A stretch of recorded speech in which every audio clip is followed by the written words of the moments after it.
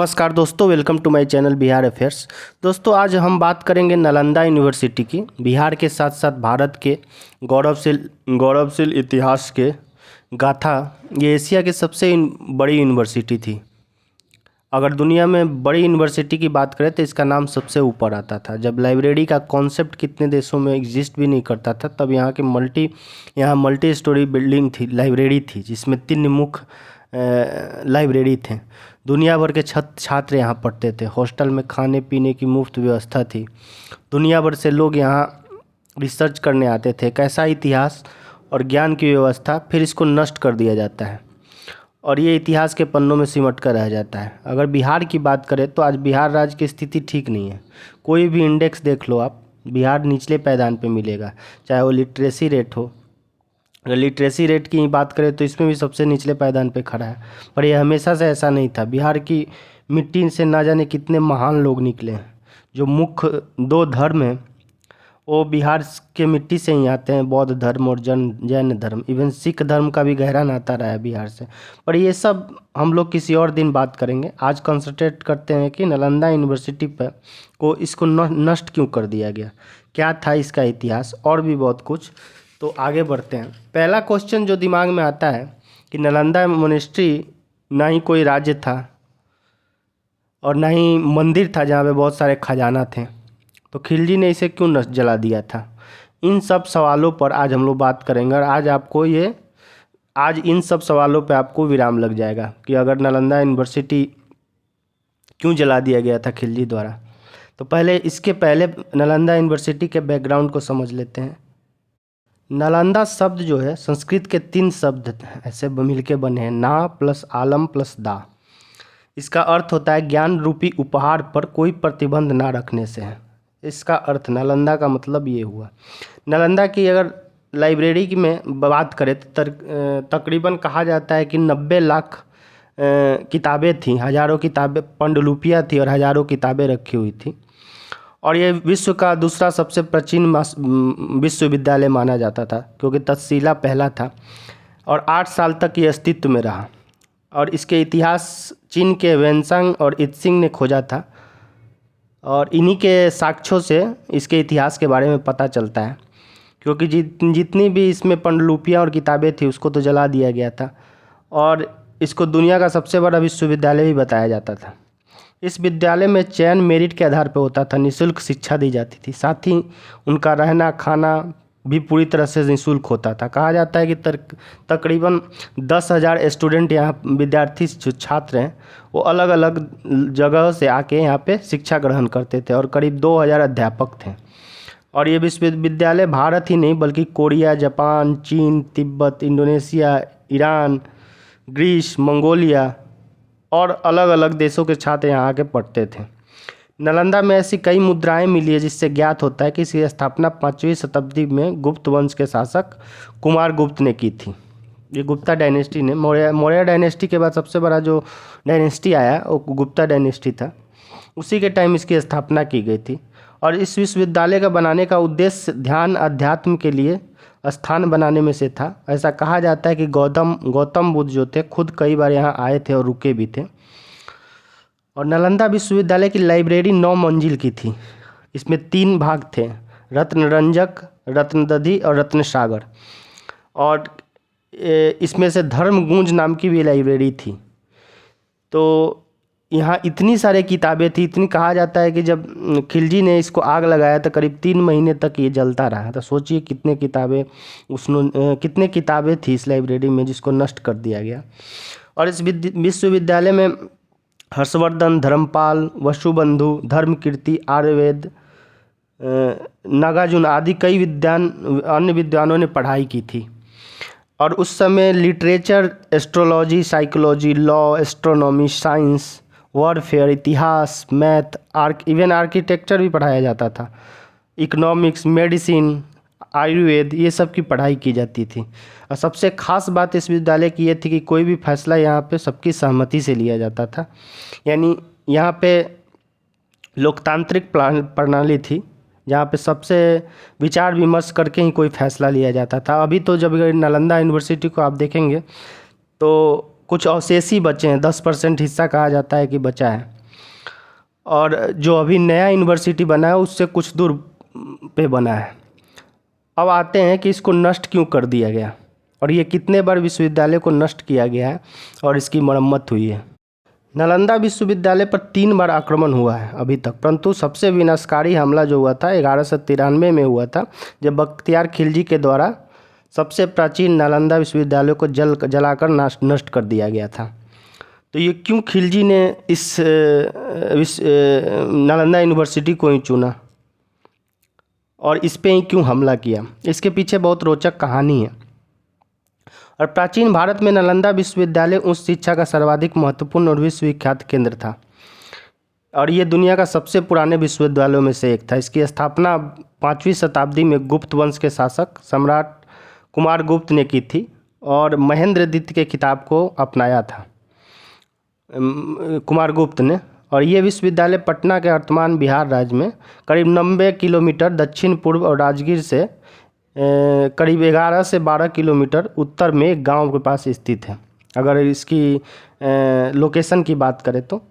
महायान बौद्ध धर्म जो इस विश्वविद्यालय में और हीनायन बौद्ध धर्म के साथ अन्य धर्मों की शिक्षा दी जाती थी।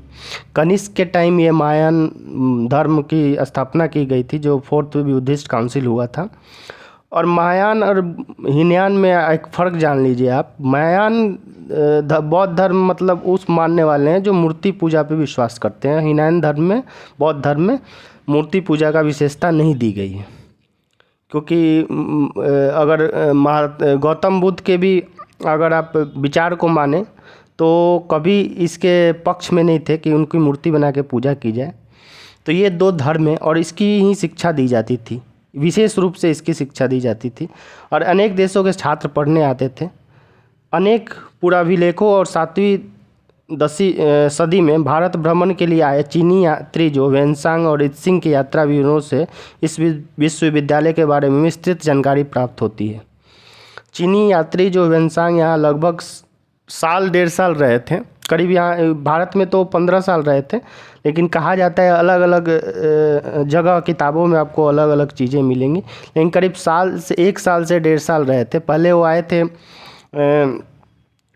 अगर उनकी बात करें अगर यात्रा की, तो पहले वो आए थे तो हर्षा से मिलने, पर हर्षगुप्त नहीं थे। इसके बाद उन्होंने आसाम चले गए और फिर आके उन्होंने यहाँ पे करीब 1.5 साल तक कहा जाता है कि नालंदा विश्वविद्यालय में उन्होंने रहा था। हालांकि उन्हें भारत की पूरी यात्रा 15 साल बिताया था उन्होंने।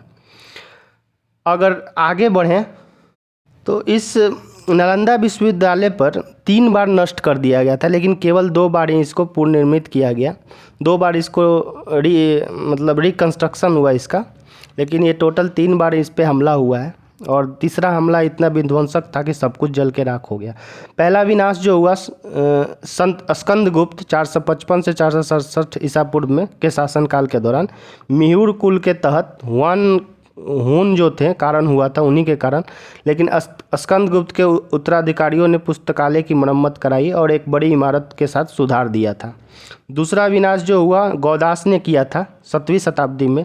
इस बार बौद्ध राजा हर्षवर्धन ने इस विश्वविद्यालय की मरम्मत कराई थी करीब 6 से 648 ईसा पूर्व। और तीसरा और सबसे विनाशकारी हमला 1193 में हुआ, जब तुर्क सेनापति मोहम्मद बिन बख्तियार खिलजी ने उसकी सेना ने प्राचीन नालंदा विश्वविद्यालय को नष्ट कर दिया था। ऐसा माना जाता है कि धार्मिक ग्रंथों के जलने का भारत में एक बड़े धर्म के रूप में उभरते हुए बौद्ध धर्म को सैकड़ों वर्ष तक झटका लगा था। तब से लेकर आज तक ये पूर्ण रूप से इन घटनाओं में नहीं उभर सका है। और ये बात तब की है जब उस समय बख्तियार खिलजी ने उत्तर भारत में बौद्धों द्वारा शासित कुछ क्षेत्रों पर कब्जा कर लिया था। ये हम लोग 1193 की बात कर रहे हैं।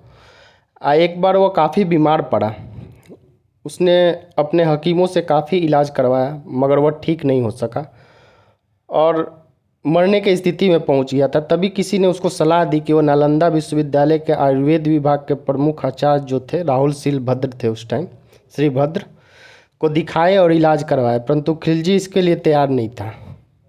उसने अपने हकीमों पर ज़्यादा भरोसा था। वो ये मानने को तैयार नहीं था कि भारतीय वैद्य इसके हकीमों से ज़्यादा ज्ञान रखते और ज़्यादा काबिल हो सकते थे। लेकिन अपनी जान बचाने के लिए उसको नालंदा विश्वविद्यालय के आयुर्वेद विभाग के प्रमुख जो थे राहुल श्रीभद्र को बुलवाना पड़ा। फिर बख्तियार खिलजी ने बैदराज के सामने एक अजीब सी शर्त रखी। मतलब राहुल श्रीभद्र के सामने उन्होंने एक शर्त रखी, कहा कि मैं उनके द्वारा दी गई किसी भी प्रकार की दवा नहीं खाऊंगा, बिना दवा का वो उसको ठीक करें। फिर श्रीभद्र ने सोचकर उसकी शर्त मान ली और कुछ दिनों बाद वो खिलजी के पास एक कुरान लेके पहुँचे। कहा कि इस कुरान की कुछ पृष्ठ संख्या उन्होंने उसको सुझाव दिया कि इतने से इतने तक पढ़ लीजिए, ठीक हो जाएंगे। बख्तियार खिलजी ने उनका बात मानते हुए कुरान को पढ़ा और ठीक हो गया था। ऐसा कहा जाता है कि राहुल श्रीभद्र के कुरान के कुछ पन्नों पे एक दवा का लेप लगा दिया था। वह थूक के साथ उन पन्नों को पढ़ता गया और ठीक होता चला गया। खिलजी इस तथ्य से परेशान रहने लगा कि एक भारतीय विद्वान और शिक्षक को उनके हकीमों से ज़्यादा ज्ञान था। फिर उसने देश में ज्ञान, बौद्ध धर्म, आयुर्वेद की जड़ों को नष्ट करने का फैसला किया। परिणाम स्वरूप खिलजी ने नालंदा के महान पुस्तकालय में आग लगा दी और लगभग 9 मिलियन पांडुलिपियों को जला दिया। ऐसा कहा जाता है कि नालंदा विश्वविद्यालय में इतनी किताबें थी कि वो 3 महीने तक जलती रही। इसके बाद खिलजी के आदेश पर तुर्की आक्रमणकारियों ने नालंदा में हजारों धार्मिक विद्वानों और भिक्षुओं को भी हत्या कर दी गई थी। इतना विध्वंसक आक्रमण किया था कि कितने भी बौद्ध भिक्षुओं को मार दिया गया था, काट दिया गया था, पैरों पे लटका दिया गया था।